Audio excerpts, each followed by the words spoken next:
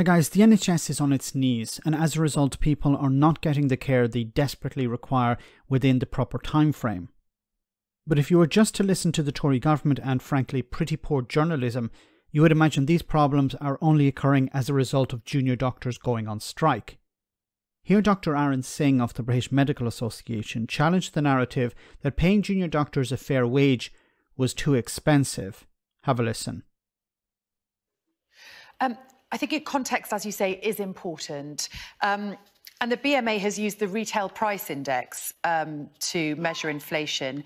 But the consumer price index is what is normally used when it comes to measuring inflation for pay negotiations, which would mean that junior doctors' pay has fallen by 16%, which is far less than the 26% that the BMA is saying. Would it not make more sense to have a more realistic demand? So we use RPI, and RPI is actually used for student loans, which junior doctors, as I've said, in excess of £100,000. It's also the best measure for housing costs, which is something junior doctors struggle with the most. And the question of, is it realistic? Well, the total cost of restoring our pay is £1 billion, yet 37 billion was spent on a disastrous track and trace system, 4 billion on PPE that never saw the light of day, and 3 billion is spent on agency staff in the NHS, a demand that is only so high because we can't retain doctors and staff to work on a full-time NHS contract. So the question is, it's not, is it realistic to pay junior doctors? Can we have this? Is the money there? The money is there.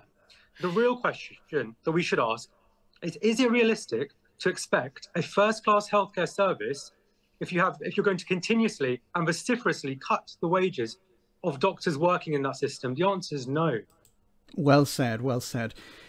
Look, junior doctors are leaving over not just pay but also conditions because they're overworked.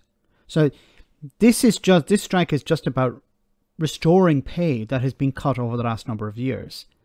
But what really needs to happen is there needs to be an environment where doctors feel welcome, where they're not overloaded. Now, the BBC also did an interview earlier with a doctor who has left the United Kingdom and moved to Australia. And she described how life is much better there. It's not just about pay, but it's also about working conditions. The number of hours the doctors work in Australia is restricted, and then they're paid overtime if they do more. But it's within it's their decision whether they want to work overtime or not.